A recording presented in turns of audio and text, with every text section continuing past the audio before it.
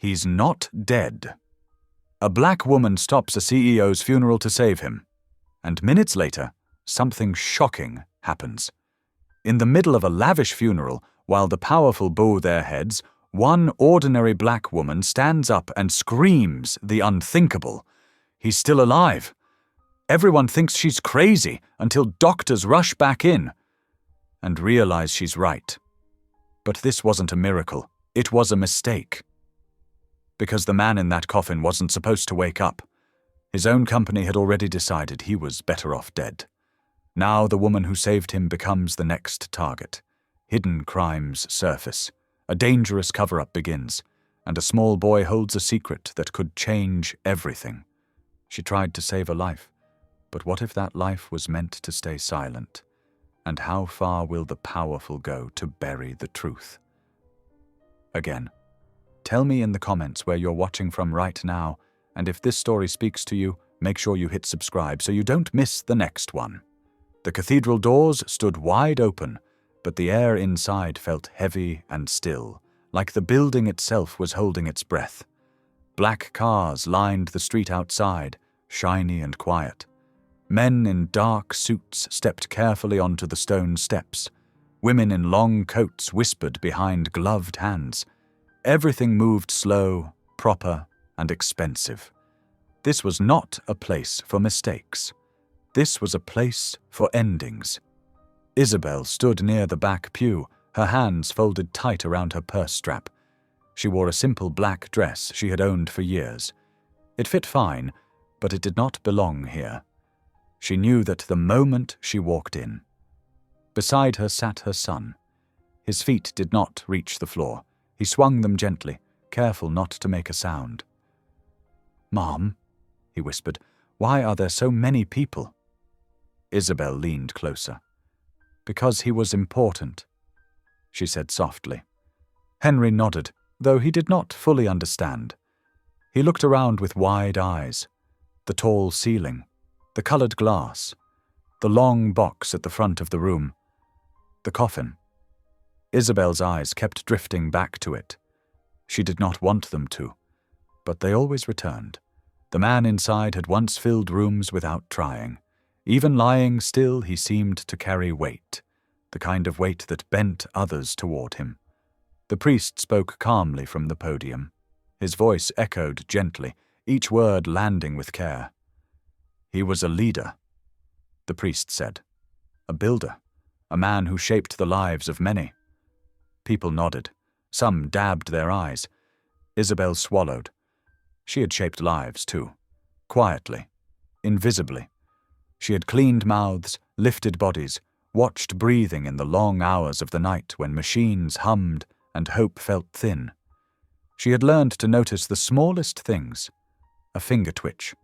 A breath that came late. She shifted in her seat. Something felt wrong.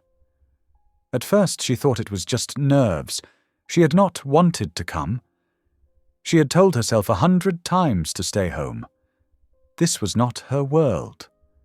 Not her place. But then she had seen the notice online, the funeral, the picture, and something inside her had tightened.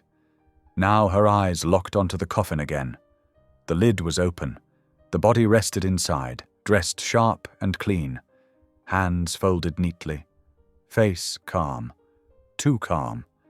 Isabel leaned forward slightly. Her heart began to beat faster. She studied his chest. It barely moved. Barely. But barely was not nothing. Her palms grew damp. She told herself she was imagining it. That grief and memory were playing tricks on her. That people did not come back from this. Still she watched. Seconds passed. Then she saw it again. A faint rise, a pause, a fall. Her breath caught in her throat. "No," she whispered to herself. The priest continued speaking. Words about legacy, about rest. Isabel's pulse thudded in her ears. She had seen this before, more than once. Patients declared gone too soon. Machines turned off while life still clung quietly inside. She felt dizzy. Henry tugged her sleeve. "Mom?"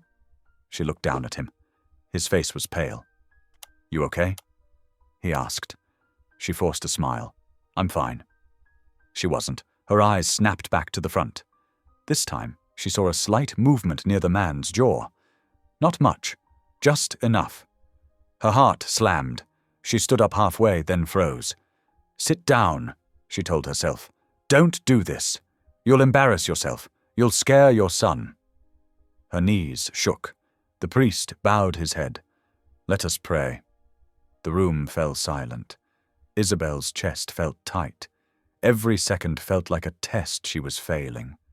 She thought of the nights she had sat beside hospital beds, counting breaths, waiting for signs, trusting her gut when charts lied. She had learned the cost of staying quiet. Her legs moved before her mind could stop them. She stood. A few heads turned. Her voice came out loud. Too loud. "He's not dead." Gasps filled the room. Henry grabbed her hand. "Mum!" She took a step forward. "He's still breathing," she said. "I know he is." People stared. Murmurs spread. A man in a grey suit shook his head. "Someone sit her down." 2 security guards moved towards her. Isabel's heart pounded, but she kept going. "I've worked with coma patients," she said, her voice shaking but strong. "Years. I've seen this before. He's not gone." The guards reached her. "Mum, you need to calm down." One said. "I am calm," she said. "You're not listening." The priest raised his hands. "Please, please." The room buzzed with confusion. Henry started crying. "Mum, please." Isabel looked back at him. Her chest ached. "I'm sorry," she whispered. "I have to do this." The guards took her arms. She didn't fight. She just kept speaking. "Check him," she said. "Please, just check." Someone laughed nervously. Someone else muttered something cruel. A doctor near the front shifted uncomfortably. Another breath. Isabel saw it. "There," she said, almost pleading. "Right, there." The doctor hesitated. The guards paused. For one long moment, no one moved. Then the doctor stepped forward. "I'll take a look," he said quietly. A wave of tension rolled through the room. The guards loosened their grip. The doctor leaned over the coffin. He placed fingers against the man's neck. Seconds ticked by. The room felt frozen. The doctor's eyes widened. "Call for equipment," he said sharply. Chaos exploded. People stood. Phones came out. Voices rose. The guards let go of Isabel completely. "She was right," someone whispered. Henry stared, wide-eyed. Paramedics rushed in. The doctor shouted orders. A monitor beeped. A pulse. Weak. But there. Isabel sank back into the pew, shaking. Tears spilled down her face. She pressed her hand to her mouth. "Thank God," she whispered. Henry wrapped his arms around her. "You were right," he said. She held him close, breathing him in. For a moment, relief washed over her. Warm and bright. She had saved a life. She did not yet know what it would cost. The cathedral did not feel holy anymore. It felt like a storm had blown in through the open doors. People stood in the pews with their mouths open. Some stared at the coffin like it had turned into a wild animal. Others backed away as if life itself was dangerous. Phones lifted into the air like little glowing eyes. The doctor snapped orders so fast his words ran together.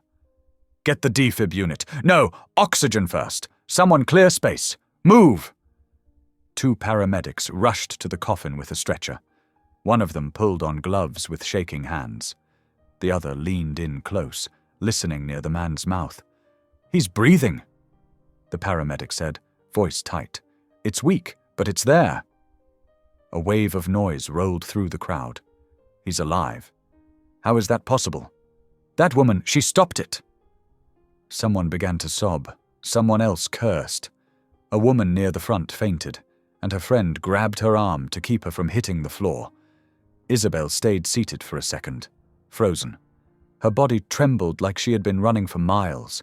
Henry clung to her side, his small fingers gripping her dress. "Mom," he whispered, "is the man okay?" Isabel swallowed.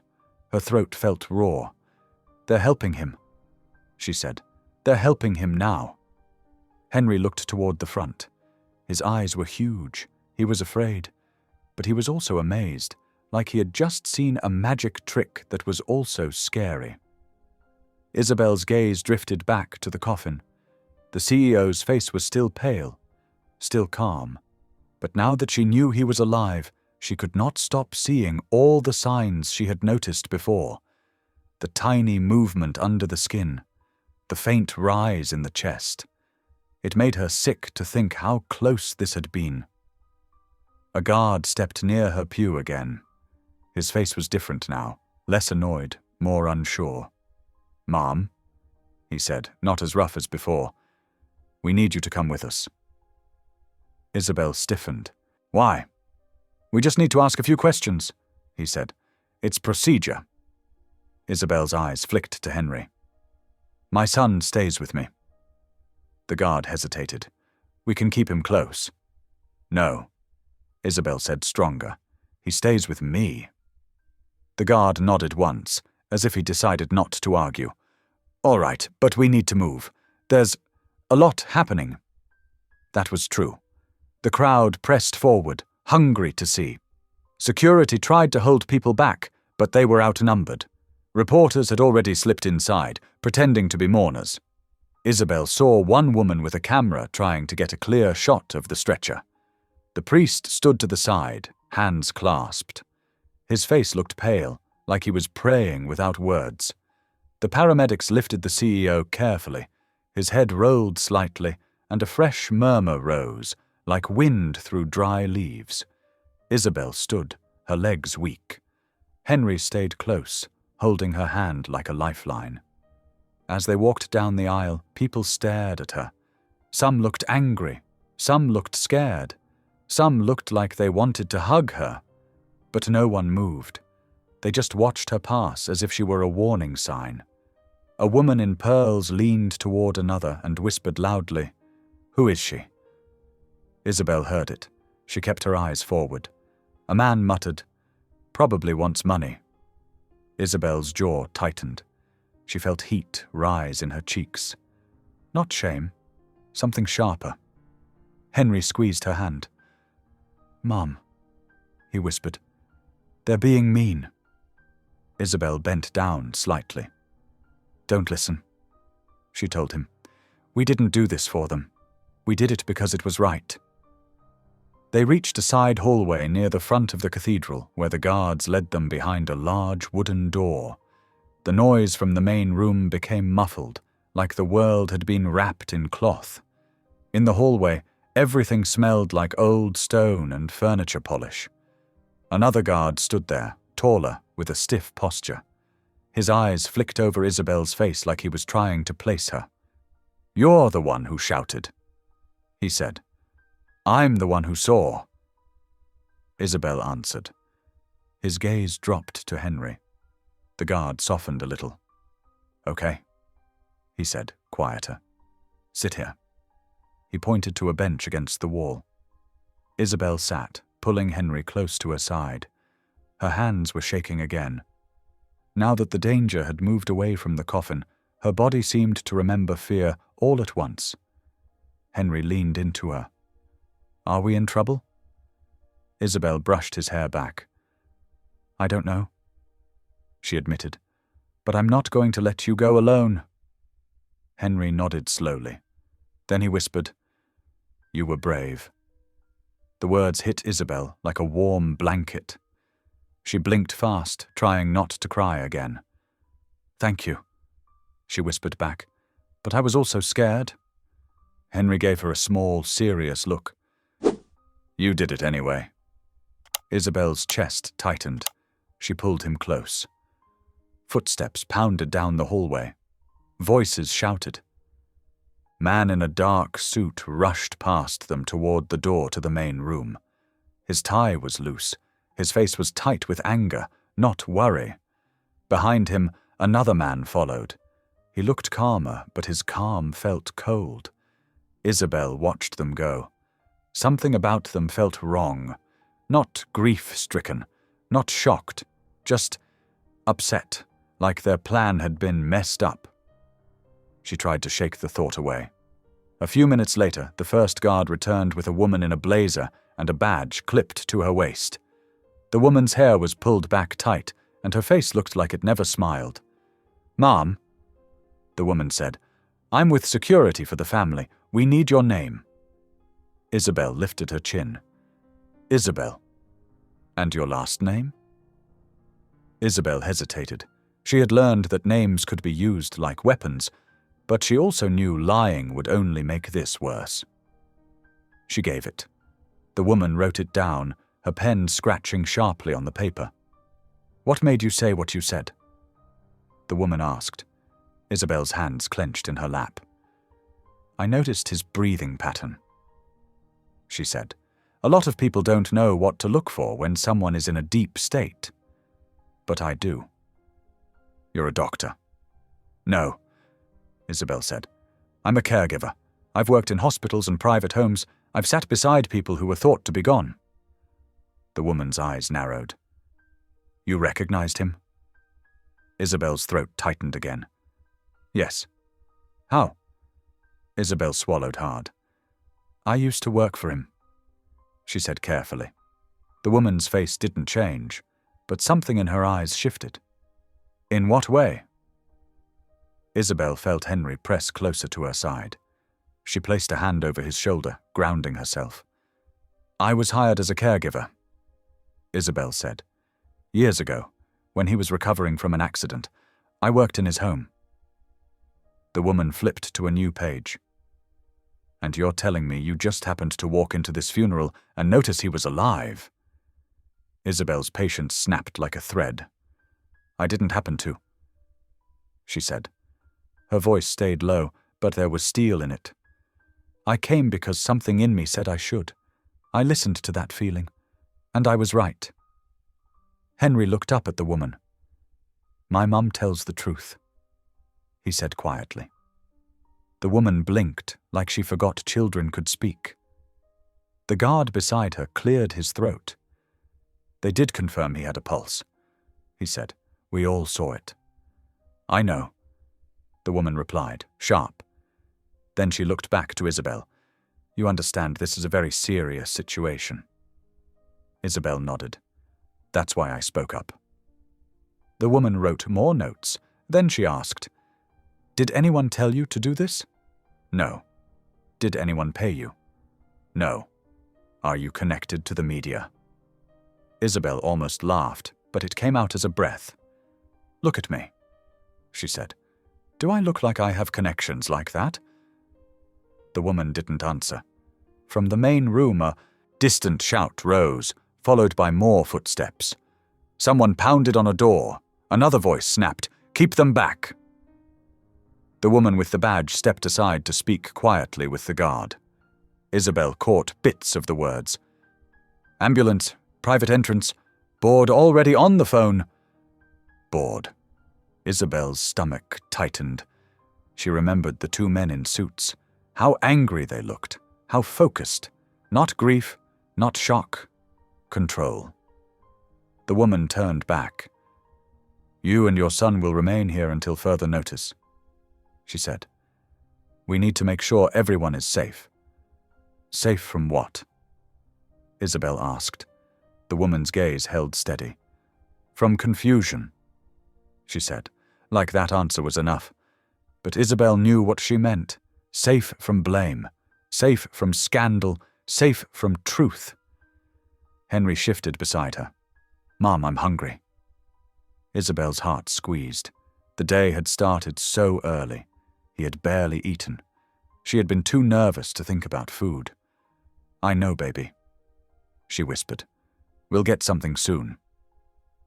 A different man appeared in the hallway then. Older, mid-50s, silver hair, expensive watch. His eyes scanned Isabel the way someone looked at a problem. He did not introduce himself. He didn't ask if she was okay. He didn't even look at Henry.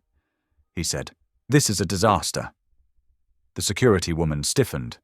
Sir, he held up a hand, cutting her off, then fixed his gaze on Isabel. You? He said. Who are you, really? Isabel felt the air shift. The hallway felt smaller. I told her, Isabel said, nodding toward the woman with the badge. I'm a caregiver. I saved his life. The man's lips pressed into a thin line. Or you ruined something that was already handled. Isabel stared at him. Handled? She repeated. He leaned closer, voice low. Don't act innocent, he said. People like you always want attention, always want a piece. Henry's small body went stiff beside her. Isabel stood up slowly, placing herself between the man and her son. Her voice stayed steady, but her hands trembled. I didn't come for a piece, she said. I came because a living man was being buried. The man's eyes flashed like she had slapped him. Then, from behind the main door, a paramedic called out loudly, We're moving him now. The older man's head snapped toward the sound. He looked tense, angry. And in that flicker of emotion, Isabel saw something that made her blood run cold. It wasn't grief, it was panic. The older man turned back to Isabel for one last second, and his voice dropped into something almost like a hiss. You should have kept your mouth shut, he said. Then he walked away fast, vanishing down the hallway. Isabel stood there, heart pounding, Henry pressed against her hip. She watched the empty space where the man had been, her mind racing. Why would someone be upset that a man was alive? The security woman cleared her throat, trying to regain control. Sit back down, she told Isabel, softer now. Please. Isabel sat slowly, but her body stayed tense, ready to move if she had to. Henry whispered, Mom, that man was scary. Isabel kissed the top of his head. I know, she said. But listen to me. Stay close. No matter what happens, stay close. Henry nodded, eyes glossy. From far away, sirens began to rise. The CEO was being taken out of the cathedral, out of the coffin, out of the grave people had prepared for him. Isabel should have felt only relief. But something else crept in beneath it, like a shadow, a feeling she had learned to respect, the feeling that saving a life had just made someone very powerful furious. And Isabel had a sinking sense that the hardest part had not even started yet. The sirens faded into the distance, but the noise inside Isabel's head only grew louder. She sat on the bench with Henry pressed against her side, counting his breaths the way she had counted so many others. In, out, slow, steady. It helped him calm down. It helped her, too. People rushed past the hallway in bursts, security, staff, men in suits speaking into phones. Every face looked tight, stretched thin by shock or anger. No one looked relieved. That scared her more than anything. After a long while, the woman with the badge returned. Her sharp edges had softened just a little. They've moved him to a private hospital, she said. He's alive, stable for now. Isabel closed her eyes.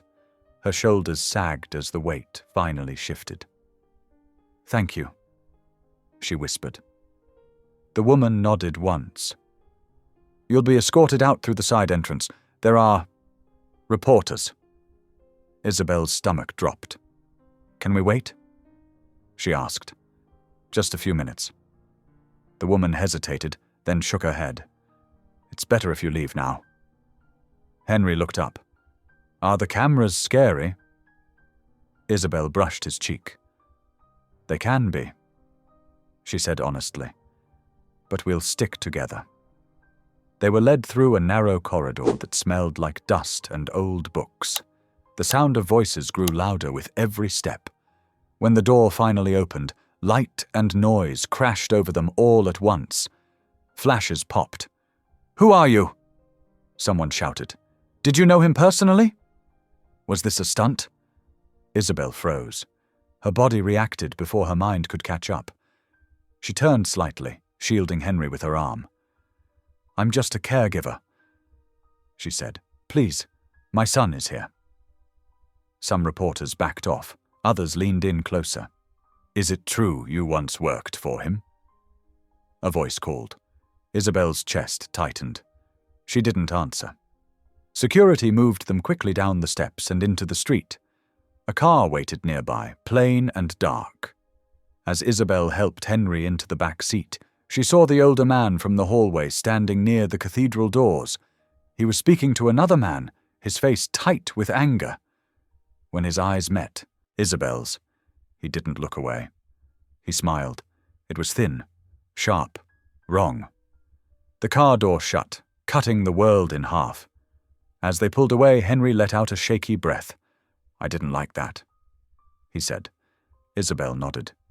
"Me neither." The ride home felt longer than usual. The city passed by in a blur of grey buildings and stoplights. Isabel watched every reflection in the windows, every car that followed, too closely. Henry rested his head against her arm. "Did you really save his life?" he asked softly. Isabel thought about it, about the breath she had seen, the pulse. "Yes," she said. "I think I did." Henry was quiet for a moment. Then he said, "I'm glad you listened to your heart." Isabel smiled sadly. "So am I." They reached their apartment just as the sky began to darken. Isabel paid the driver and hurried Henry inside.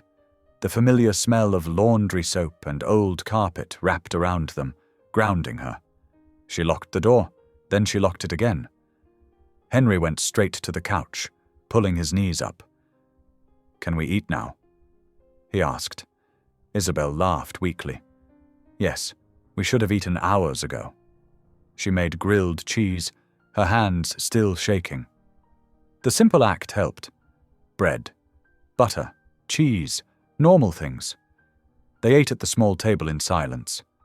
After dinner, Henry yawned. Isabel tucked him into bed, smoothing the blanket over his shoulders. "Mum?" he asked, eyes heavy. "Yes? Are we in trouble?" Isabel paused. She chose her words carefully. "Some people might be upset," she said, "but we didn't do anything wrong." Henry nodded, trusting her. "Okay." When he fell asleep, Isabel sat on the edge of the bed for a long time, listening to his steady breathing. Then her phone buzzed. She jumped. A message from an unknown number appeared on the screen. "You should have stayed quiet." Isabel's heart slammed. Another message followed. "This ends badly for people like you." Her fingers went numb. She stared at the words until they blurred. She deleted the messages, but the feeling stayed. Isabel stood and checked the locks again. Then she turned off the lights and sat alone in the dark living room, the city glowing faintly through the window. She had saved a life. But as fear crept in around her like cold air, Isabel realized something else was now very clear. Someone had wanted that man dead. And they were not finished yet. Isabel did not sleep. She lay on the couch with the lights off, staring at the dark ceiling while the city hummed outside. Every sound felt too loud. A car door, a distant siren, footsteps in the hall. Each one made her heart jump. She thought about the message again and again. People like you. She knew what that meant. She had heard those words before, dressed up in softer language.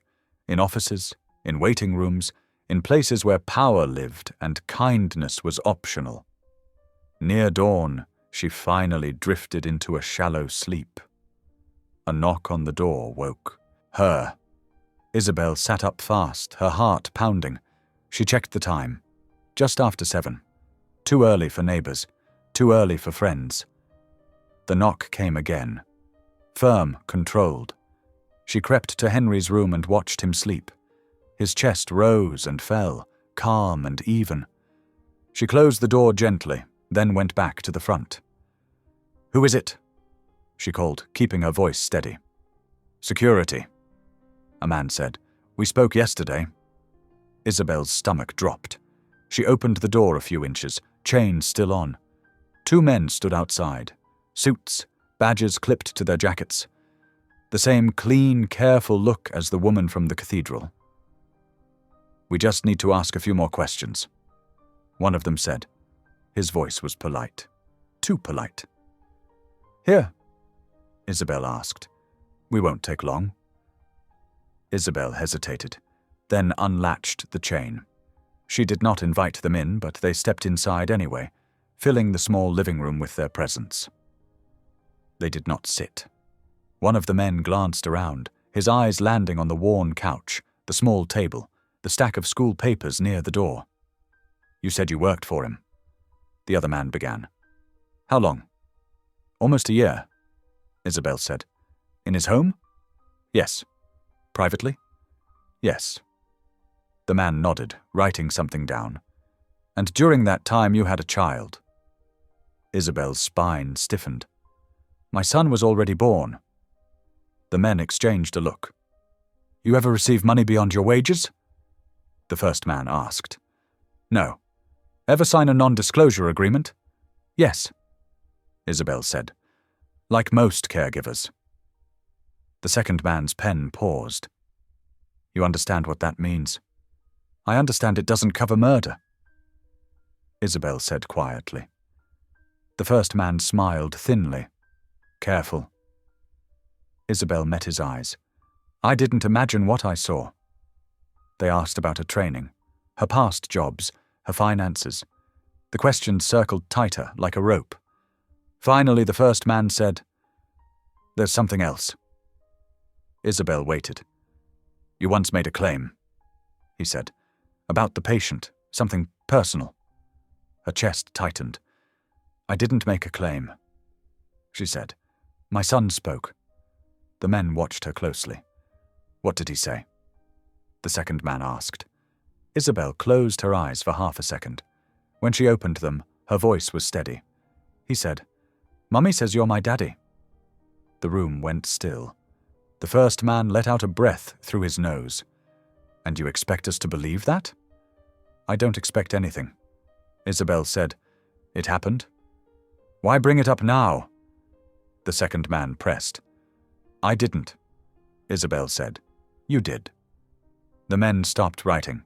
From the hallway, a small voice spoke. Mom? Isabel turned. Henry stood at the doorway, rubbing his eyes. The first man's gaze flicked to him, then away. Isabel crossed the room and knelt beside her son. It's okay, she whispered. Go back to bed. Henry looked at the men. Are you the bad guys? The room froze. The first man forced a smile. Nobody. We just ask questions. Henry frowned. Mom doesn't lie. Isabel felt tears sting her eyes. She hugged him quickly. Go lie down, she said. I'll be right there. Henry hesitated, then nodded and disappeared back into his room. The second man cleared his throat. This situation is delicate, he said. There are powerful people involved. I've noticed, Isabel replied. It would be wise, the first man said, to stay quiet, for your son's sake. Something in Isabel snapped, not loud, not wild, but firm and unbreakable. I stayed quiet once, she said. It cost me everything. The men exchanged another look. This time it was annoyed. We're done here, the first man said. For now. They turned to leave. At the door, the second man paused. Don't talk to the press, he said. Don't talk to anyone. Let this pass. Isabel watched them go. She locked the door and leaned against it, her knees shaking. She did not cry. Instead, she walked back to Henry's room and sat beside him until he fell asleep again. Later that morning, her phone rang. She almost ignored it. Almost. Hello? She said. This is going to sound strange, a woman's voice said gently. But I was at the funeral yesterday. I'm a nurse. Isabel's breath caught. I think you saved that man's life, the woman continued. And I think someone is trying to make you disappear. Isabel closed her eyes. Can we talk? The woman asked. Somewhere safe. Isabel looked at Henry sleeping, at the sunlight creeping through the curtains. Yes, she said. We can talk. And for the first time since the cathedral, Isabel felt something stir beneath the fear. Hope. They met that afternoon at a small diner on the edge of town, the kind of place people passed without noticing. The sign outside flickered, even though the sun was bright. Inside, the booths were worn smooth, and the air smelled like coffee and toast. Isabel chose the booth closest to the window. She liked being able to see who was coming and going. Henry sat beside her, coloring quietly with the crayons the waitress brought. Isabel watched his small hand move across the paper, steady and calm. She wished she felt the same. A woman walked in a few minutes later, mid-40s, brown hair pulled back, simple clothes, sensible shoes. She scanned the room once, then spotted Isabel and smiled. You came, the woman said as she slid into the booth across from them. You said you were a nurse. Isabel replied. I am, the woman said. I work nights, medical review. Isabel studied her face. There was no fear in it, just concern. I saw what happened at the funeral. The nurse continued. And then I saw the paperwork afterward. Isabel's stomach tightened. What paperwork? The war. Nurse leaned in slightly. The death certificate, she said. It was signed hours before the service. Isabel felt the blood drain from her face. That's not possible. It shouldn't be. The nurse agreed. But it was. Henry looked up. What does that mean? Isabel touched his shoulder. It means someone made a mistake, she said gently. The nurse met Isabel's eyes.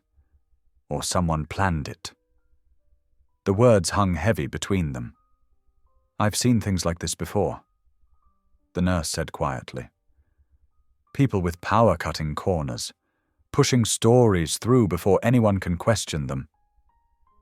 Isabel's mind raced back to the men in suits, the cold smile, the warning. They came to my apartment this morning, she said. They told me to stay quiet. The nurse nodded. I figured. Isabel frowned. You figured? The nurse took a breath. Because they're doing the same thing to me. Isabel stiffened. What do you mean? I was told to take the night off, the nurse said. Indefinitely. No explanation. Henry stopped coloring. Isabel leaned back, her pulse pounding. Why tell me this? Because you're not wrong, the nurse said, and because I can't pretend I didn't see it. The waitress came by, set down coffee, and moved on without listening. I don't know what to do, Isabel admitted. I'm just a caregiver. I don't have money or lawyers. The nurse's mouth tightened. You don't need money. You need the truth. Truth doesn't always win, Isabel said softly. The nurse's eyes softened. Sometimes it does, but only if someone's willing to hold on to it. Isabel looked at Henry, at the quiet strength in his small body. What happens next? Isabel asked. The nurse hesitated. There's someone else, she said. A journalist, retired. He's been watching this company for years. Isabel shook her head. I don't want attention. I know, the nurse said, but this won't stay quiet whether you want it to or not. Henry spoke up then. Mom saved him. Both women looked at him. She did, the nurse said gently. Isabel reached for Henry's hand. Finish your picture, she said. That evening, Isabel walked Henry home. The sun was low, turning the street gold. For a moment, everything felt almost normal. Inside the apartment, she made soup. Henry ate slowly, asking careful questions. Are those men mad at you? he asked.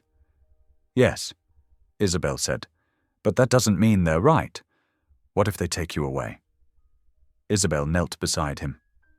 I won't let that happen, she said, even though fear tugged at her words. After Henry went to bed, Isabel sat alone at the table. The nurse's words echoed in her head. The death certificate was signed early. That meant someone wanted him dead, and someone still might. Her phone buzzed again. This time it was a blocked number, she answered, heart racing. You should leave town, a man's voice said calmly. Tonight.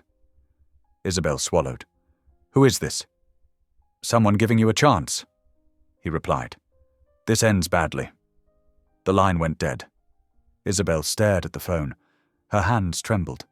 She stood, checked Henry's door, then paced the small room. Leave town?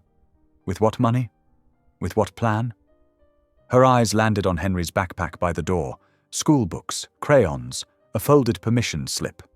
This was their life, and someone wanted to erase it. Isabel sat down, took a deep breath, and did something she hadn't done in years. She prayed. Not fancy words, not long ones, just truth. Help me protect my son. Her phone buzzed again. A different number. Isabel, a man's voice said. Older, calm. You don't know me, but I know what you're up against. She closed her eyes. My name doesn't matter, he continued. But I've been watching this company since before you ever worked there. Isabel whispered. How did you get my number? You left a trail, he said. Brave people always do. Her heart pounded. What do you want? To help, he said, before they shut this down. Isabel thought of the signed certificate, the threats, the fear crawling through her chest. Meet me tomorrow morning, the man said. Public place. You bring your son. Isabel hesitated. You saved a life, he added. Now you need to save the truth. The line went dead. Isabel sat there in the quiet, the city humming outside. She looked toward Henry's room. Tomorrow was coming fast, and there was no going back. The morning light crept through the blinds in thin lines, landing softly on the kitchen floor. Isabel had been awake long before it arrived. She packed Henry's backpack with extra care, a sweater, a snack. His favorite small toy car slipped into the front pocket just in case.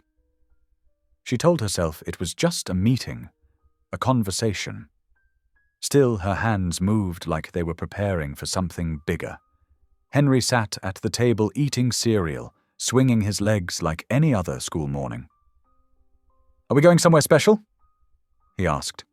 Yes, Isabel said. We're meeting someone. Is he nice? She paused. I think he's honest. Henry considered that. That's better than nice.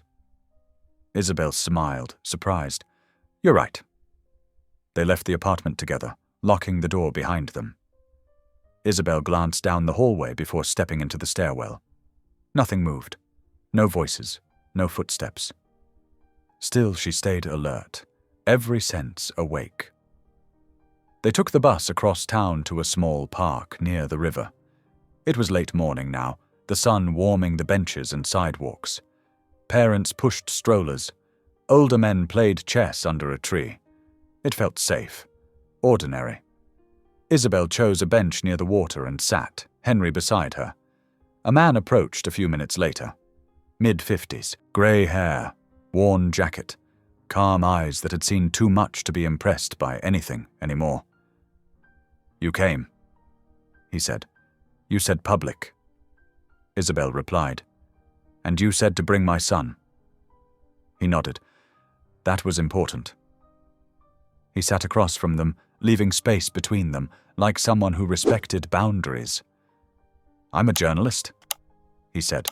Retired, or forced out, depending on how you see it. Isabel watched him carefully. Why contact me? Because you broke something open, he said.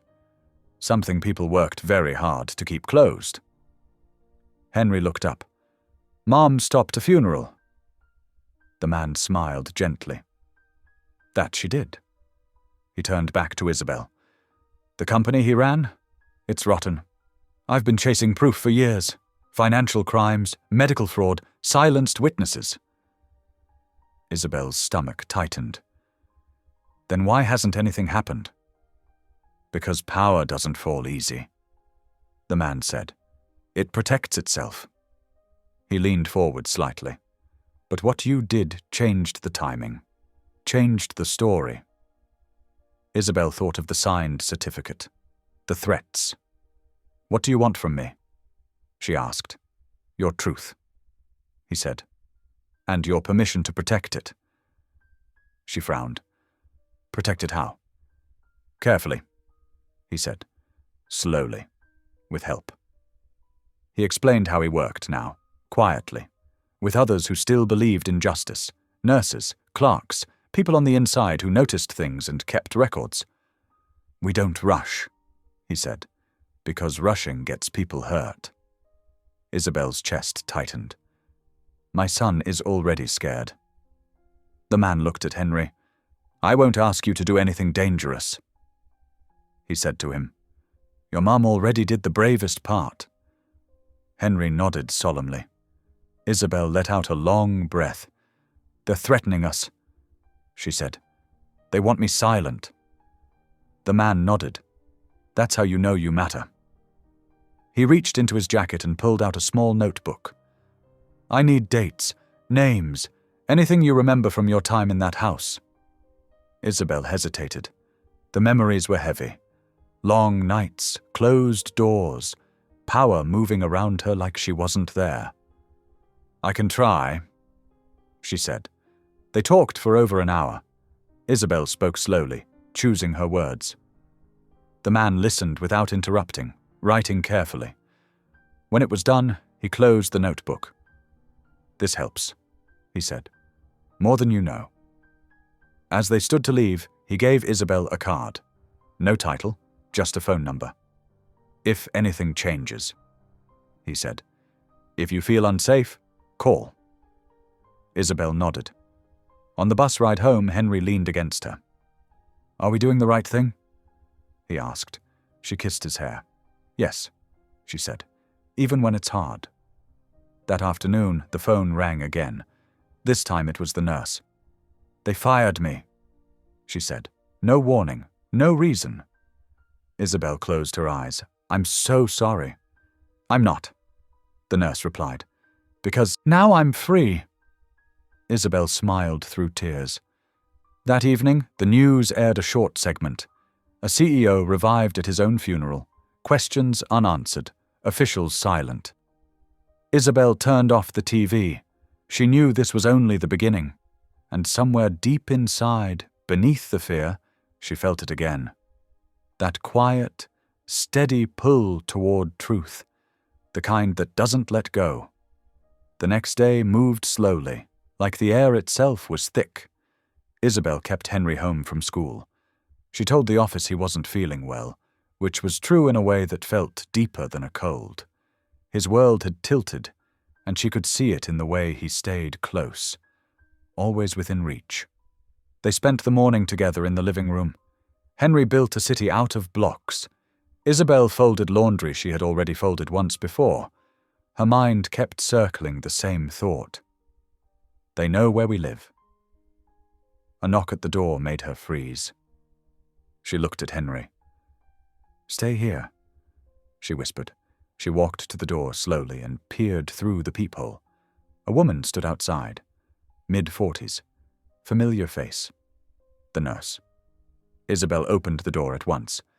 I didn't want to call, the nurse said softly. I thought it was better to come. Isabel stepped aside and let her in. You're sure you weren't followed? I took the bus. Then I walked 3 blocks. The nurse said. Twice. They sat at the table while Henry listened from the couch, pretending not to. I pulled copies before they locked me out.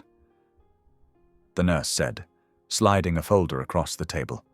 Medical reviews, internal notes, timing records. Isabel opened it carefully. The pages told a quiet story. Orders signed too early. Vitals recorded after they should have been checked again. Names repeating in places they shouldn't. This proves negligence, Isabel whispered. It proves intent, the nurse replied. Or something close enough. Isabel's hands shook. What happens now? The nurse leaned back. Now we're careful. The journalist is already connecting dots. I sent him copies last night. Isabel looked up. You trust him? The nurse nodded. He's old school. He waits. He verifies. Henry walked over and sat at Isabel's feet. Are they bad men? He asked. The nurse looked at him gently. They made bad choices, she said, and they don't want to answer for them. That afternoon, Isabel made soup again. The simple routine helped steady her nerves. They ate together, quiet, but close. After lunch, Isabel's phone buzzed. A message from an unknown number.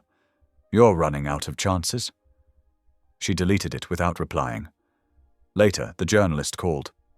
They're scrambling, he said. That's good. That means pressure. Pressure breaks people, Isabel said. Yes, he replied, and sometimes it makes them confess. That night, Isabel tucked Henry into bed early. She stayed with him until his breathing slowed. In the quiet, she whispered, I'm doing my best. Henry didn't wake, but his hand curled around hers. In the darkness, Isabel understood something clearly for the first time. This wasn't just about a man in a coffin. It was about who gets buried without a voice. And she wasn't going to let that happen again. The next morning began with rain. Not heavy rain, just a slow, steady fall that turned the city grey and quiet. Isabel watched it from the window as she made breakfast. Henry sat at the table, pushing his cereal around with his spoon. Can I go to school today? He asked. Isabel hesitated. She wanted to say yes. She wanted things to feel normal again. But the messages, the pressure, the way eyes followed her when she stepped outside.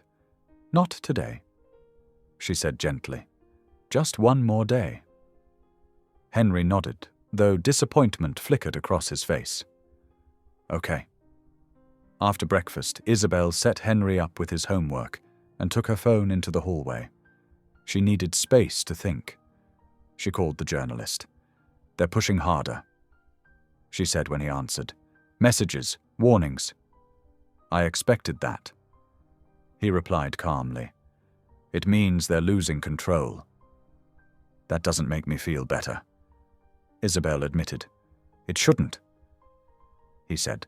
Fear is part of this, but it doesn't get the last word.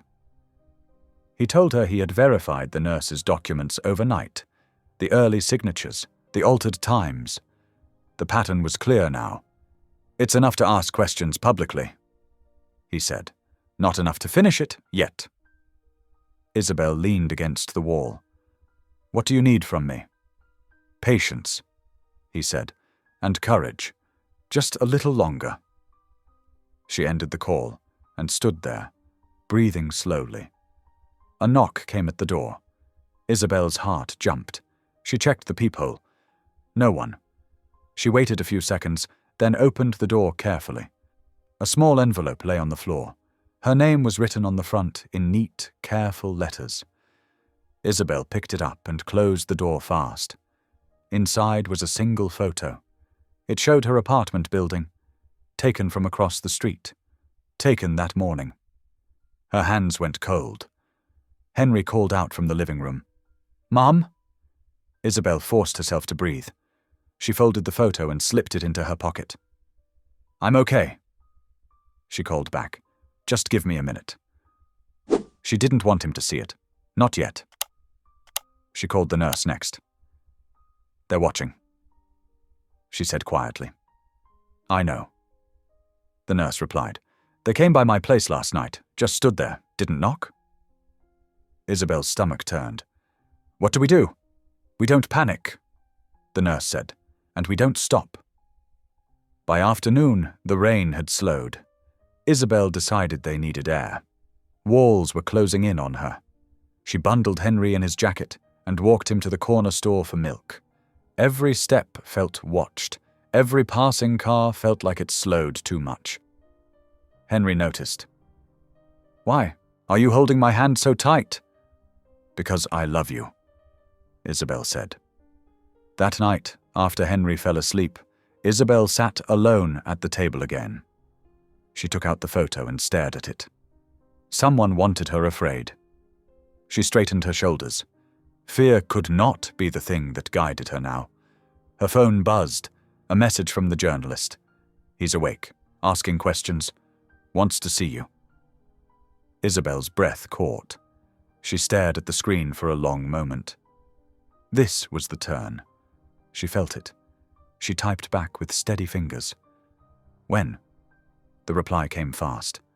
"Tomorrow afternoon. Private room. They don't want you there. That's why you should go." Isabel looked toward Henry's door. Tomorrow would change everything. She whispered into the quiet, "Help me stay brave." And for the first time since the funeral, she slept. The hospital room smelled like clean sheets and quiet. Isabel noticed it the moment she stepped inside. It was the same smell she remembered from years of work: soap, plastic, and something sharp underneath. The smell of waiting. Henry walked close beside her, his small hand tucked into hers. He looked around with careful eyes, like he didn't want to touch anything. A nurse opened the door for them and nodded once. "He's awake," she said softly. Not strong, but awake. Isabel's heart beat so hard it made her lightheaded. The man in the bed looked smaller than she remembered. Thinner. His face was pale, his eyes sunken, but they were open now. Watching. When he saw Isabel, his eyes widened just a little.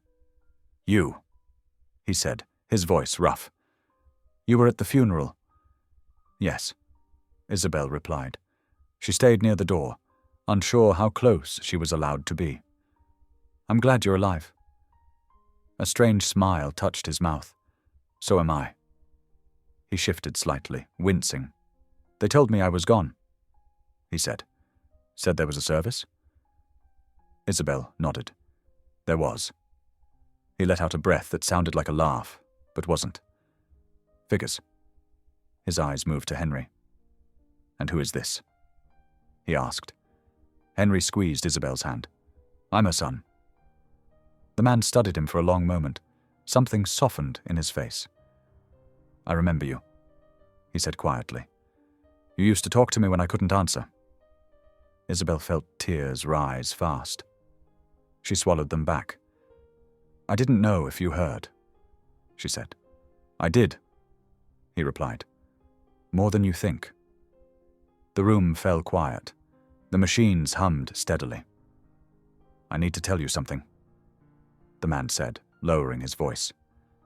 "They were going to let me die. Slowly. They said it was best for the company." Isabel's stomach clenched. "I know," she whispered. "They control everything," he continued. "Doctors, lawyers, courts." Henry frowned. "That's not fair." The man smiled weakly. "No," he said. "It isn't." He looked back at Isabel. "There's something else. I always wondered about the boy." Isabel's breath caught. "I want a test," he said, "to know the truth." Isabel nodded. "So do I."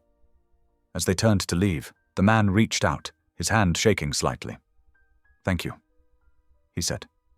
"You didn't just save my life. You gave me a chance." Isabel stepped into the hallway, her legs weak, but her heart strangely light. For the first time, she felt hope that wasn't fragile. But it didn't last long. Before sunset, the journalist called. "They've moved fast," he said. "Emergency ruling. He's been declared unfit. No visitors." Isabel stopped walking. "What?" They took control again, he said. This is a power move. That night, Isabel returned home to find her apartment door marked with red paint. A message. Stop. Henry clutched her hand, trembling. Isabel pulled him close. Hope had risen, and just as fast it had been pushed down. The red paint would not come off. Isabel scrubbed at the door with soap and water until her hands burned, but the word stayed, bleeding into the wood like a wound that refused to heal. Henry watched from the hallway, silent, his face pale. It's okay, Isabel said, though her voice shook. It's just paint. But they both knew it wasn't. That night, Isabel barely slept. She lay beside Henry on his bed, listening to every sound in the building. When morning came, it brought more than light. It brought the knock. This time, it was not security. 2 women stood outside, clipboards in hand. Calm, polite, dangerous in a different way. Child services, one said. We need to talk. Isabel's world tilted. They sat at the small table while Henry, colored nearby, watched too closely to feel safe. We've received reports, one woman said, about instability, public outbursts, unsafe environments. Isabel clenched her hands in her lap. Someone is lying. Maybe, the woman replied. But we still have to follow procedure. Procedure. Another clean word for fear. After they left, Isabel locked the door and slid down against it, shaking. Henry crawled into her lap. Are they going to take me? He whispered. Isabel held him tight. No, she said fiercely. Never. That afternoon, the nurse called.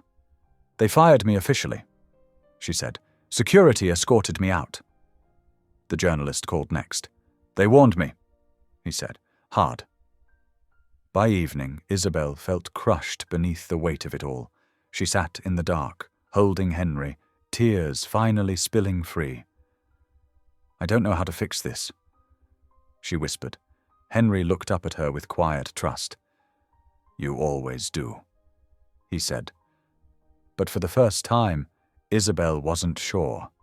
Hope had fallen, and she had never felt so alone. The phone rang just before sunrise. Isabel was already awake, sitting at the kitchen table with a cold cup of tea untouched in front of her. She had not slept much after the visit from child services. Every time she closed her eyes, she saw Henry's face when he asked if they were going to take him away. She reached for the phone slowly, afraid of what or who might be on the other end. Hello, she said. This is going to sound unusual.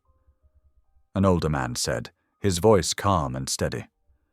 But I was given your number years ago, with instructions to use it only if a certain thing happened. Isabel's heart skipped. What thing? If a funeral was stopped, he said gently, and the wrong death was revealed. Isabel gripped the edge of the table. Who are you? My name isn't important, he said. What matters is that I represent a Veterans Legal Aid Foundation, and we've been holding something in trust. Her breath caught. Holding what? Evidence, he said, and a confession. The word landed heavy. Isabel stood up, pacing the small kitchen. I don't understand. You're not supposed to, he replied. Not yet, but you need to listen carefully. He explained that years earlier, the CEO had come to them quietly. Not as a powerful man, but as a frightened one. He had suspected his own board was planning to remove him, slowly and legally, by declaring him incompetent or dead. He didn't trust his lawyers, the man said. He trusted us because we had nothing to gain. Isabel pressed a hand to her mouth. He recorded everything, the man continued. Meetings, plans, financial crimes, medical interference. He gave us copies and instructions. What instructions? Isabel asked. That if he ever died suddenly, the man said, we were to wait and watch and release everything only if someone innocent paid the price. Isabel stopped pacing. You, the man said quietly. Are that someone? Her legs gave out, and she sat down hard in the chair. They're coming after my son, she whispered. We know, the man said. That's why I'm calling now. He told her they wanted to meet. Not at her apartment, not anywhere public enough to draw attention, but not hidden either. A place that stood for something stronger than money. A veterans community center, he said. This morning. Isabel hesitated. How do I know this isn't another trap? You don't, he said honestly. But I can tell you this, if we wanted you silent, you already would be. Silence filled the line. Then he added, Bring your son. He should see this too. After the call ended, Isabel sat still for a long time. She looked toward Henry's room. He was awake now, sitting on his bed, rubbing his eyes. Mom? He called softly. She walked to him and knelt, placing her hands on his shoulders. We're going somewhere, she said. Somewhere important. Are we in trouble? He asked. She shook her head. No, I think help is coming. They took the bus again, riding in silence. The city looked different in the early morning light. Less sharp, less cruel. The Veterans Center sat on a quiet street, brick walls worn but proud.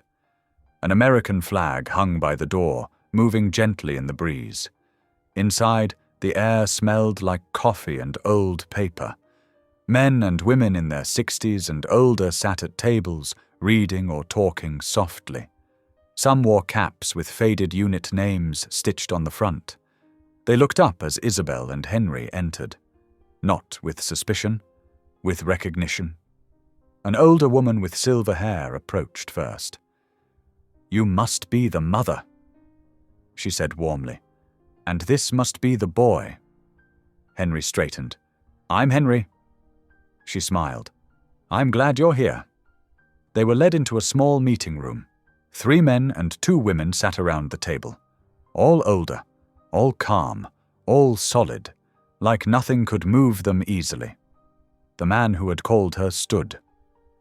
Thank you for coming, he said. What you did took courage. I just told the truth, Isabel replied. That's the rarest kind of courage. Another woman said. They showed her the recordings. Video, audio, clear voices planning a death disguised as mercy. Discussing doctors who would cooperate. Lawyers who would handle fallout. Numbers that told a story of stolen money and buried harm. Isabel felt sick. Henry listened quietly, his small face serious. They wanted him gone, Henry said finally, so they could keep everything. The man nodded. Yes, and they didn't care who got hurt. Henry added. No, the woman said softly. They didn't. The director leaned forward. We're releasing this today, he said, to the press, to federal investigators, to the courts. Isabel's breath caught. Today? They've already moved against you, he said. There's no reason to wait. What about my son? Isabel asked. Child Services. The director slid a folder across the table. We've already contacted them, with evidence of harassment and false reporting. Isabel opened the folder. Official letters. Stamped. Signed. Her hands shook. We protect whistleblowers, the woman said, especially mothers. Tears streamed down Isabel's face, silent and unstoppable. Henry climbed into her lap and hugged her tight. An hour later, the news broke. Screens in the common room lit up. Headlines scrolled fast. CEO's death exposed as corporate plot board members under federal investigation. Whistleblower mother vindicated. Isabel covered her mouth. Phones rang around the room. Veterans nodded to one another, calm even now. They thought they could bury it, one man said. They always do. The director turned to Isabel. Your son is safe, he said. And so are you. Isabel closed her eyes and let herself believe it. For the first time since the funeral, the fear loosened its grip. The truth was out, and it was louder than all of them. The news did not simply spread, it flooded everything. By mid-morning, every television in the Veterans Center showed the same images on a constant loop, different channels, same truth. The words rolled across the screens in bold letters that felt too big to be real. Corporate board accused of staging CEO's death, federal investigation underway. Mother who stopped funeral cleared of all wrongdoing. Isabel sat in a padded chair near the wall, Henry tucked close against her side. One arm stayed wrapped around his shoulders, holding him as if the world might still try to pull him away. Her body had not yet caught up to what her mind was beginning to understand. It was over. Not everything, but the worst of it. The fear that had lived in her chest for days, sharp and constant, finally loosened its grip. It did not vanish all at once. It softened, like a clenched fist slowly opening. Around them, the veterans moved with calm purpose. Men and women in their 60s and 70s stood, sat, walked, and spoke without panic. Phones rang, papers were passed hand to hand, coffee cups were poured and forgotten. These were people who had seen chaos before and learned how to stand steady inside it. Henry leaned forward in his chair, eyes fixed on the screen. "That's the man," he said quietly, pointing when the image of the older board member appeared. The one with the tight smile and cold eyes. The one who had told his mother she should have stayed quiet. "Yes," Isabel said. "That's him." "Is he going to jail?" Henry asked. Isabel paused. She wanted to say yes right away. She wanted to promise justice like a bedtime story with a clean ending. "I don't know yet," she said honestly, "but he won't be able to hurt people the way he did before." Henry nodded slowly, satisfied. He leaned back against her side. A woman from the foundation approached and knelt so she was level with Isabel. Her hair was silver, her face lined with years and kindness. "Reporters are asking for you by name," she said gently. "We're keeping them out. They won't come near you unless you say so." Isabel felt an old knot tighten in her stomach. Attention had never meant safety in her life. It had always come with judgment, with suspicion, with a price. "I don't want to speak," Isabel said. "Not today." The woman smiled, soft and understanding. "You don't have to. Your story is already speaking for you." Isabel let out a breath she hadn't realized she was holding. Her phone buzzed in her hand. She looked down and saw a message from the journalist. "They've arrested 3 board members. Warrants are out for the rest. Federal custody. You cracked it open." Isabel's hands shook. She stared at the words, reading them twice, then a third time. She typed back slowly. "We all did. Thank you for believing me." Another vibration came almost at once. This time, it was a call. She stood and stepped into the hallway, her legs weak but steady, enough to carry her. "Hello?" she said. "Isabel," the journalist said. His voice sounded different now, lighter, thick with emotion he usually hid. "Child Services just contacted me." Her heart jumped. "What did they say?" "They're closing the case," he replied. "Completely. They confirmed the reports were false, filed by an outside legal firm tied directly to the company." Isabel pressed a hand to the wall as her knees nearly buckled. "They're issuing a formal apology," he added, "and a written statement clearing your name." Tears spilled freely now, hot and unstoppable. "Thank you," she whispered. "I didn't know how to make them stop." "You didn't," he said gently. "The truth did." When she ended the call, Isabel leaned her forehead against the cool wall and cried quietly, letting the tears come without shame. No one told her to be strong. No one told her to calm down. She was allowed, finally, to feel everything. She returned to the common room a few minutes later, her eyes red but her shoulders lighter. Henry looked up at her face. "Are those happy tears?" he asked. She laughed softly through the last of them. "Yes," she said. "Very happy tears." "Good," Henry said. "I like those better." As the afternoon passed, the story grew larger. Federal officials held a press briefing. The words criminal conspiracy, medical fraud, and obstruction of justice echoed across the room from the televisions. Lawyers spoke carefully. Investigators refused to answer questions. The board's power unraveled in real time. And with every update, Isabel felt another weight lift, layers she had carried for years without knowing their shape. Late in the afternoon, her phone rang again. This time, it was a hospital number. She answered slowly, already knowing. "He's asking for you," a nurse said. "He's awake, watching the news." Isabel closed her eyes. "Is he okay?" "He's stable," the nurse replied. "Clear-minded, very aware of what's happening." Isabel looked at Henry. "He wants to see us." Henry's eyes widened. "Now? If you want to," Isabel said. Henry nodded without hesitation. "I want to." They left the Veterans Center as the sun dipped lower in the sky. The air felt different outside, lighter. People on the street stood in small groups, phones in hand, talking excitedly. The story had become everyone's story now.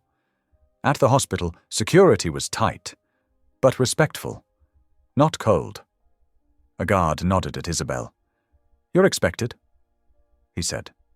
The room was quiet when they entered. The CEO lay propped up against pillows, thinner than Isabel remembered, but alert. The television in the corner was muted, the same headline frozen on the screen. When he saw Isabel, his eyes filled with something close to relief. "You did it," he said hoarsely. "We all did," Isabel replied. Henry stepped forward first. The man smiled, faintly. "You're taller than I remember." Henry shrugged. "I'm 8 now." 8, the man repeated softly. "I missed a lot." Isabel felt the words land heavy but true. "I watched everything." The man continued. "The recordings, the arrests." He looked at Isabel. "I should have listened sooner. I should have spoken. You're speaking now," Isabel said gently. He nodded. "I've stepped down," he said. "Effective immediately." Isabel blinked. "You did?" "I can't lead anything like this," he said. "Not after what I allowed." She searched his face. She found no pride there, only honesty. "What happens next?" she asked. "I testify," he said, "fully, and then I try to repair what I can." Henry climbed onto the chair beside the bed. The man hesitated, then rested his hand on the armrest near him. "Your mother saved my life," he said, "and she saved me from something worse." Henry nodded. "She's good at that." That evening, Isabel and Henry returned home. The red paint on the door was gone. In its place was clean wood and a small note taped neatly at eye level. "We're sorry. We believe you." Isabel read it twice, then once more, her chest tight. Inside, the apartment felt warmer, safer, like it had been waiting for them.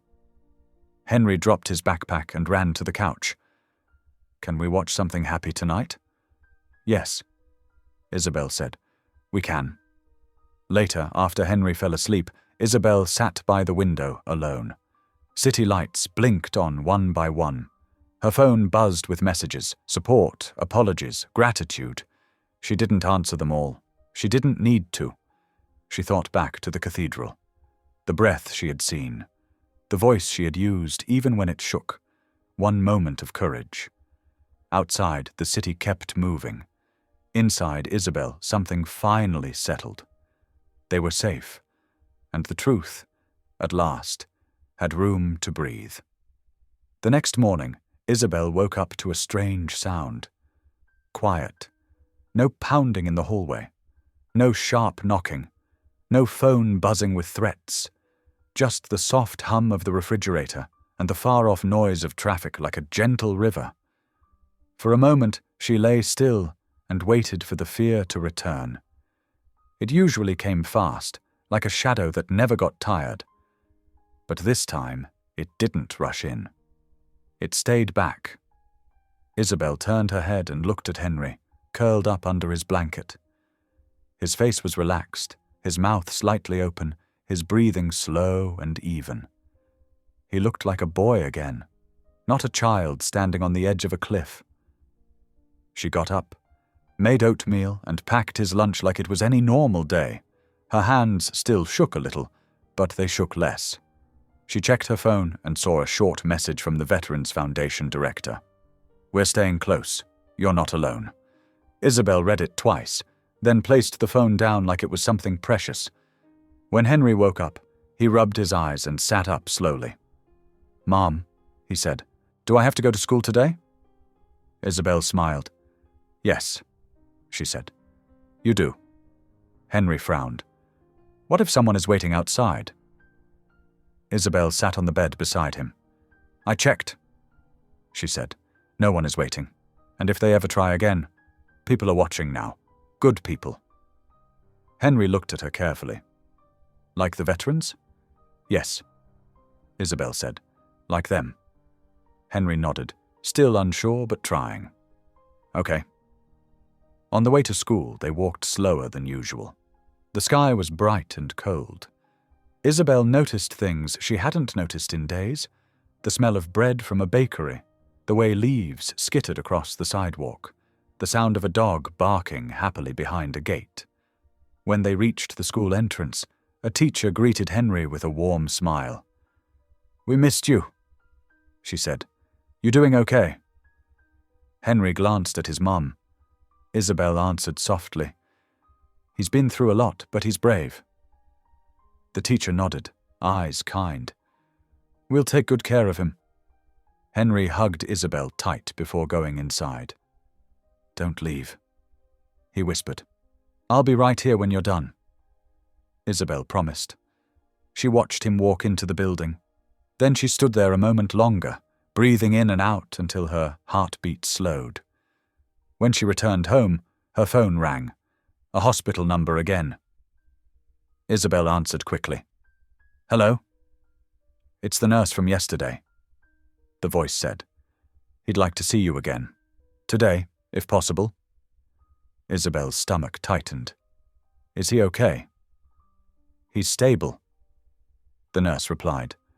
"More awake, and he asked for privacy." Isabel understood what that meant. The board's grip was gone now, but the building was still full of people who took orders, people who smiled in one direction and lied in another. "I can come," Isabel said. She arrived at the hospital in the late morning, after dropping off Henry and making sure the Veterans Foundation knew where she was going. The lobby was crowded with reporters behind ropes, all hungry for faces and quotes. Security guided Isabel through a different hallway, quiet and plain, away from the noise. The nurse who met her looked tired, but determined.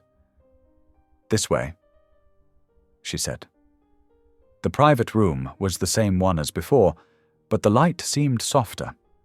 The television was off. The blinds were half open. The man in the bed looked better, though he still had shadows under his eyes. When he saw Isabel, he lifted his chin slightly. "You came," he said. "Yes," Isabel answered. She stood near the foot of the bed, unsure of the right distance. "How are you feeling?" "Like a man who almost got buried alive," he said, then winced as if the words hurt. Isabel's lips pressed together. "I'm sorry," she said, though she didn't know if the apology belonged to her. He studied her face for a moment. You didn't do this, he said quietly. I did. Isabel's throat tightened. She didn't trust herself to speak right away. He took a slow breath.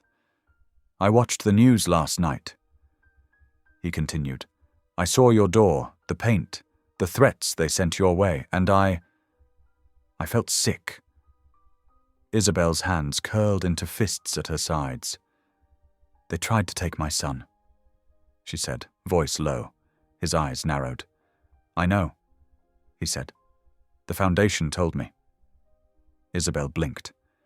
You've spoken to them? He nodded. This morning. They came in person. They've been holding things I gave them years ago. Isabel swallowed. So it's true. You planned for this. I planned for the board turning on me, he said. I didn't plan for them to use you. Isabel stepped closer, anger and pain rising like a tide. They didn't just use me, she said. They treated me like I was nothing, like I could be erased. He closed his eyes for a moment, then opened them again. That's on me, he said, because I let that world exist around me. I benefited from it. The honesty in his voice startled Isabel. Powerful men rarely said those words out loud. She sat in the chair beside the bed, careful, still guarded. What do you want from me? She asked. His gaze dropped to his hands. I want the chance to tell the truth, he said. And I want to know the truth about the boy. Isabel's chest tightened. The test, she said. He nodded once. They rushed it, he said. It came back this morning. Isabel's breath caught. And? He looked up at her. His voice was quiet. He's mine. The words landed in the room like a heavy blanket. Isabel stared at him, unable to move. For a moment she felt nothing. Then everything hit her at once. Old memories, old shame, old fear. The long years of raising Henry alone while swallowing questions that had no answers. Tears filled her eyes. He didn't speak. He let her have the moment. Isabel wiped her cheeks roughly, angry at the tears. You knew it was possible, she whispered. Yes, he admitted. I always suspected, but I was a coward. Isabel's laugh came out sharp and broken. A coward, she repeated. You had everything, power, lawyers, doors that opened, and you were still too scared to do the right thing. He didn't argue. Yes, he said again. That's the truth. She looked down at her hands, trembling in her lap. Henry said those words when he was little, she murmured. He didn't understand what he was doing. He just repeated what I said one night when I thought no one heard. The man's voice softened. I heard, he said. I couldn't answer, but I heard. Isabel's throat tightened. I lost that job because of it, she said. They said I was trying to trap you. He nodded slowly. And I let them, he said. I didn't speak up. I didn't protect you. Isabel stood abruptly, pacing a few steps before turning back. Why? She asked. Why didn't you fight? He looked older in that moment, not from illness but from regret. Because my whole life I was taught to protect the company first, he said. Protect the image, protect the money. And I told myself I was protecting you too by staying quiet. Isabel's eyes flashed. That wasn't protection, she said. That was abandonment. He flinched as if the word struck him. I know, he whispered. And I'm sorry. Silence stretched. In that silence, Isabel heard her own heartbeat. She felt the weight of the choice in front of her. This truth could heal Henry, or it could confuse him. It could fill a missing space, or it could open a new wound. Isabel took a slow breath. Henry doesn't need money, she said. He needs safety. He needs honesty. He needs a father who shows up. The man finished softly.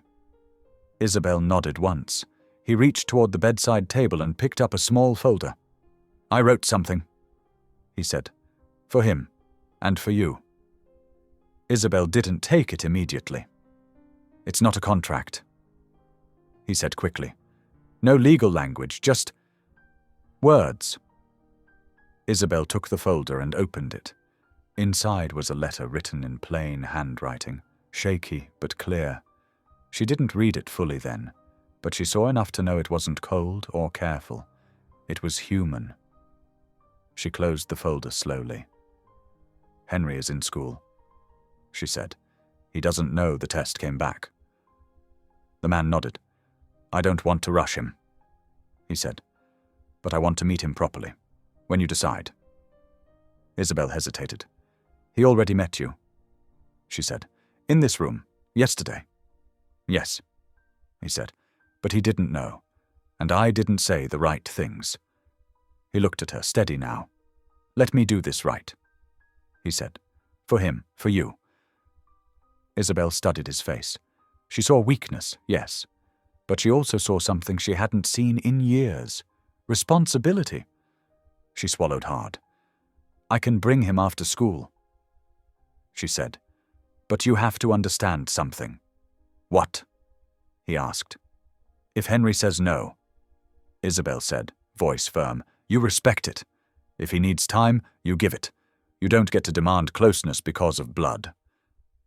The man nodded without hesitation. "Yes," he said. "You're right." Isabel stood. "I'll come back later," she said. As she turned to go, he spoke again. "Thank you," he said quietly. Isabel paused at the door. "For what?" she asked, not turning. "For saving me," he said, "even after I failed you." Isabel's chest tightened. She didn't answer. She stepped into the hallway and let the door close behind her. That afternoon, Isabel waited at the school gate as children poured out in waves, laughing and shouting, backpacks bouncing. Henry spotted her and ran over. "Mom!" he called. She hugged him tight. "Hey, baby," she said. "How was, school?" Henry shrugged. "Okay, people asked questions."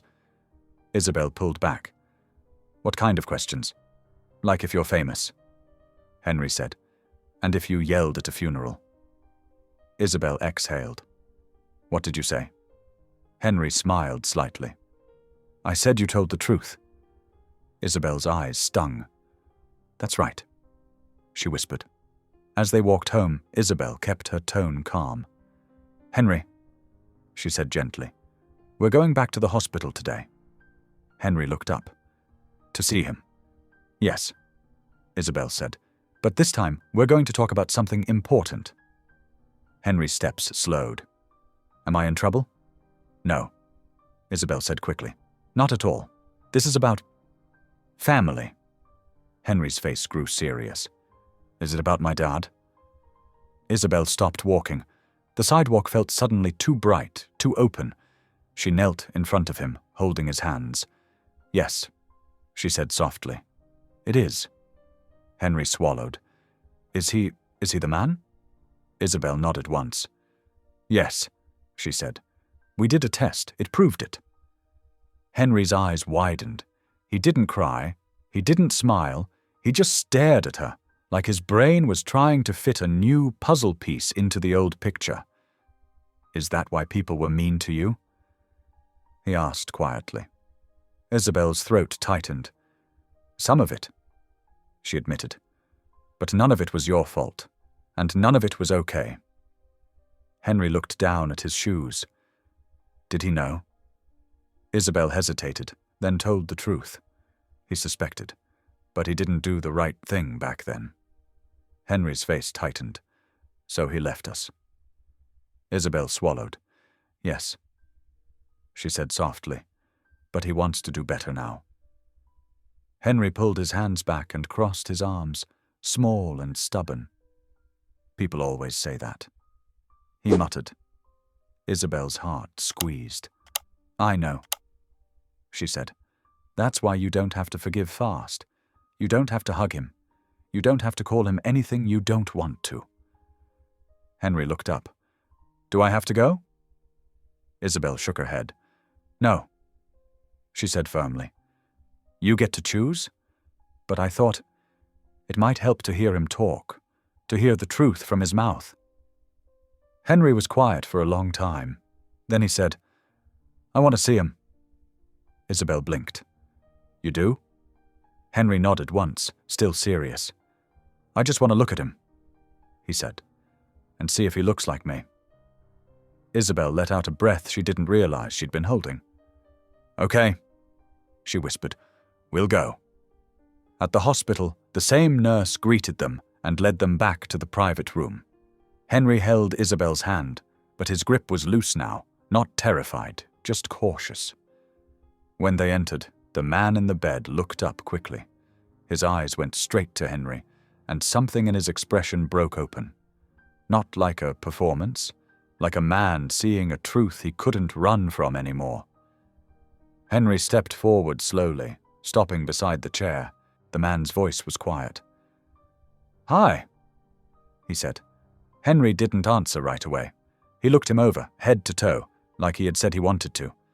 Then Henry asked, Did you really almost get buried? The man gave a weak smile.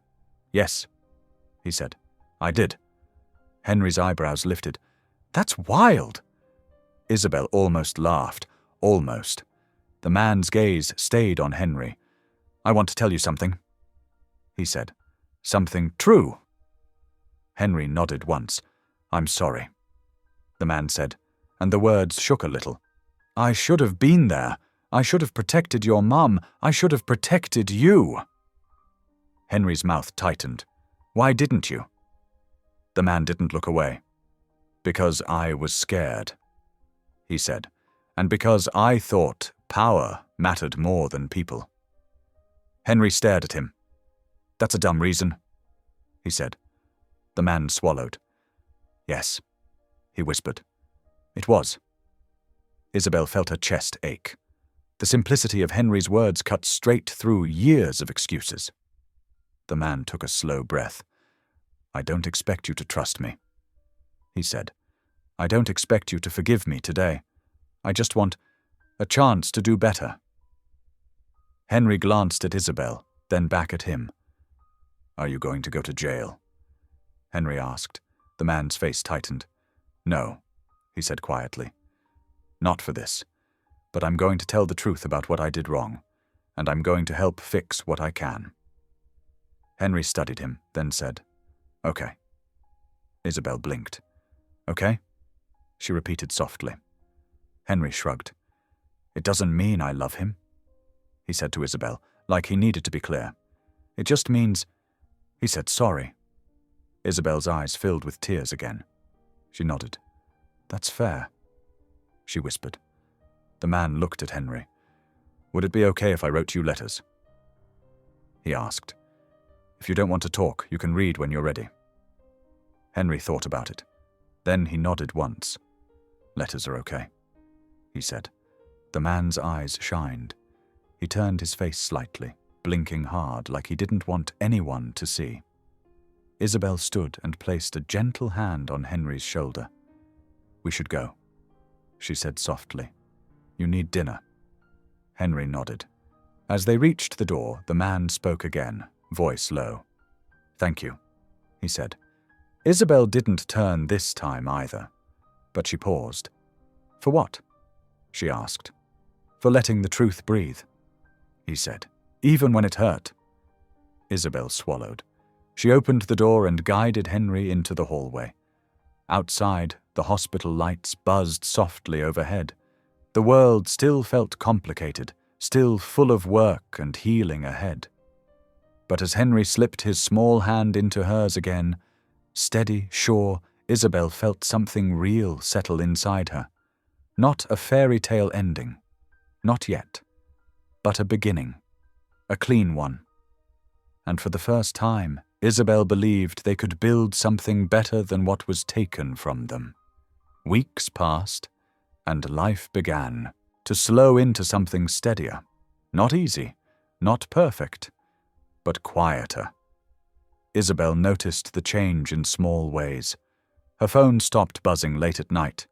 No strange numbers, no warnings. She slept longer, deeper, without waking up to every sound in the hallway. When she checked the locks before bed, her hands no longer shook. Henry changed, too. He walked to school without clinging to her coat. He laughed more. He stopped flinching when voices grew loud. Isabel watched these changes with a careful heart, knowing how fragile peace could feel after fear. One morning, as Isabel packed Henry's lunch, he asked, "Mom, do you think people can really change?" She paused, spreading peanut butter on toast. "I think some people can," she said, "if they're willing to tell the truth and keep telling it." Henry nodded, satisfied. He zipped his backpack and slung it over his shoulder. At the school gate, he hugged her quickly and ran inside without looking back. Isabel stood there a moment longer than usual, watching the doors close behind him. She breathed in the cold morning air and let herself believe they were safe. That afternoon, an envelope waited in her mailbox. No return address, just her name. Her heart jumped once, then settled. She carried it upstairs and opened it at the kitchen table. Inside was a letter. It was written plainly. No legal language. No excuses. "I testified today. I told them everything. I didn't protect myself. I protected the truth. I know this doesn't erase what I failed to do before, but I will keep showing up, even when it costs me." At the bottom, one line stood alone. "Thank you for not letting me disappear." Isabel read it twice, then folded it carefully. She didn't cry. She didn't feel relief exactly.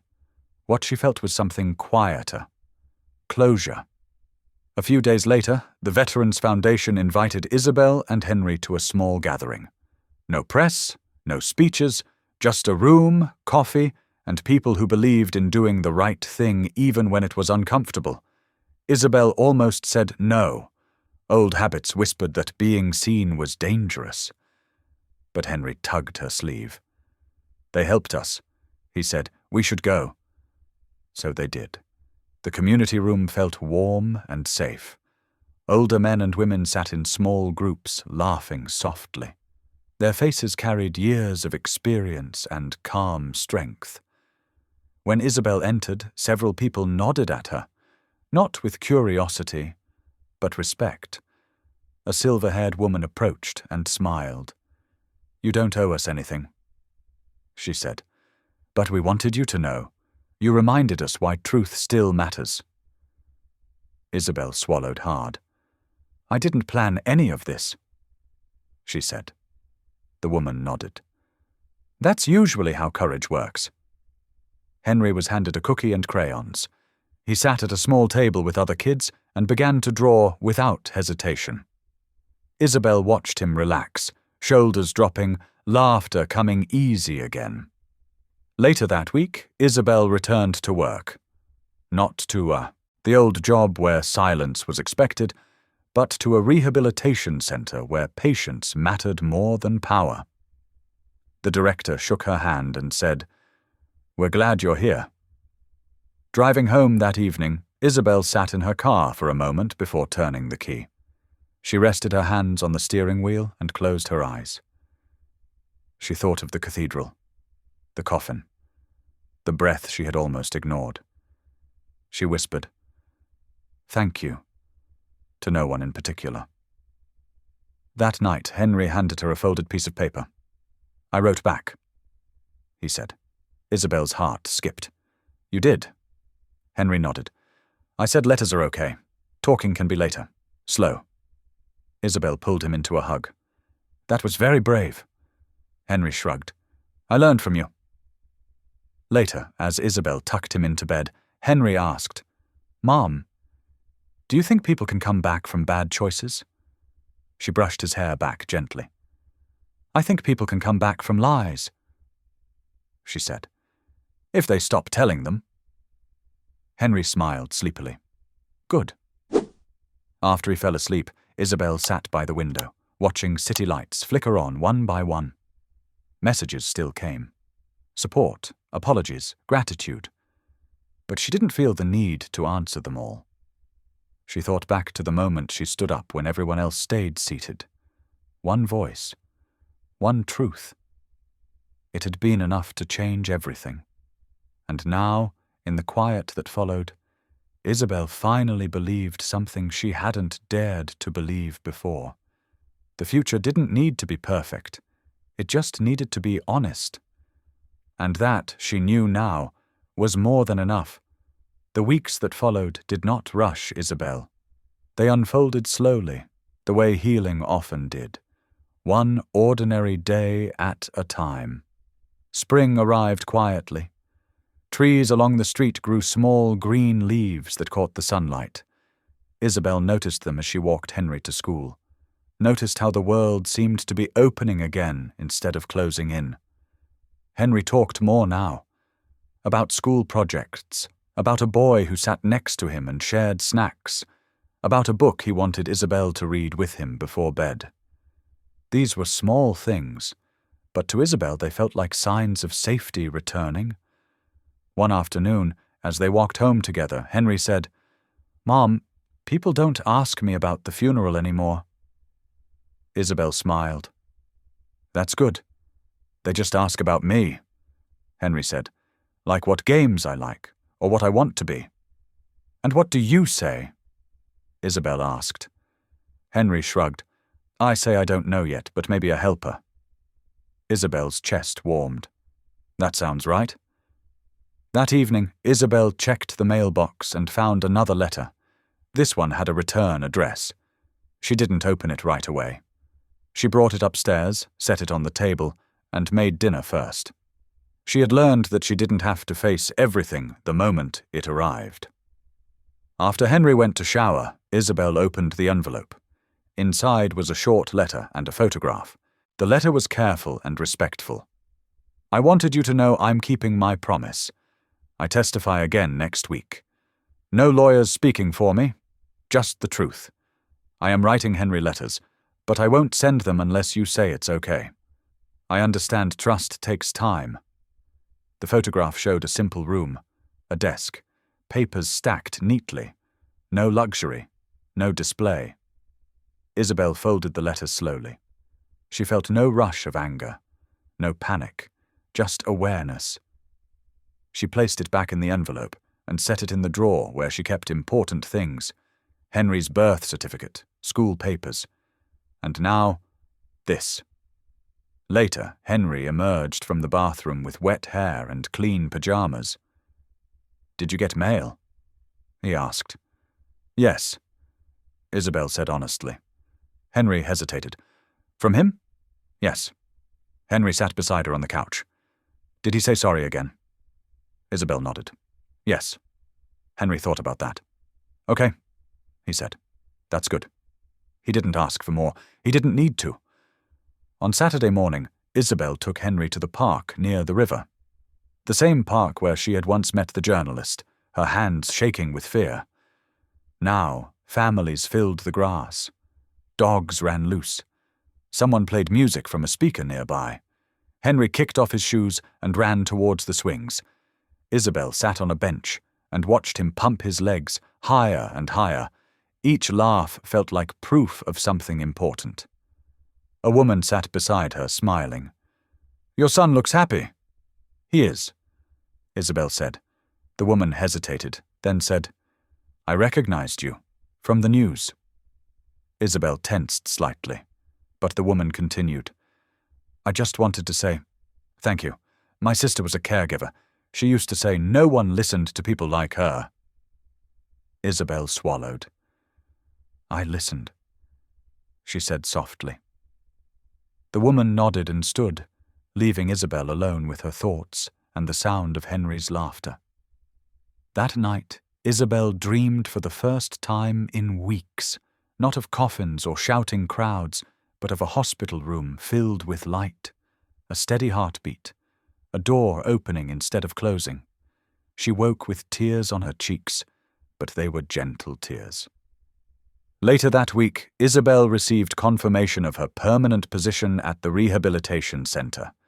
Benefits, stable hours, respect. The director shook her hand and said, "You have a gift. People trust you." Isabel smiled. "I don't take that lightly." At home, she placed the acceptance letter on the fridge. Henry pointed at it proudly. "That means we're okay, right?" he asked. "Yes," Isabel said. "It means we're okay."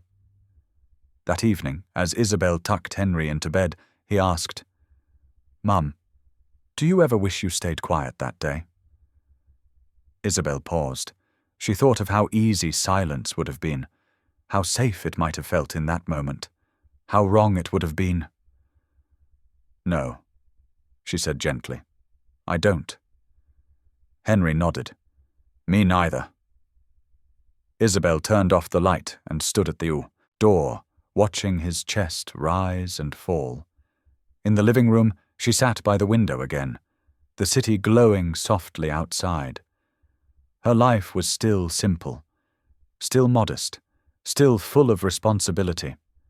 But it was hers, and it was honest. Isabel thought about the woman she had been before the funeral. Careful, quiet, afraid of being seen. She thought about the woman she was now, still careful, still quiet, but no longer afraid to speak when it mattered. She placed her hand over her heart and whispered a promise to herself and to Henry. If the moment ever came again, she would stand up. Not because she wanted to be brave, but because truth deserved a voice. And she had one. The morning was calm and bright, the kind that felt like a gift. Isabel walked Henry to school, their steps unhurried.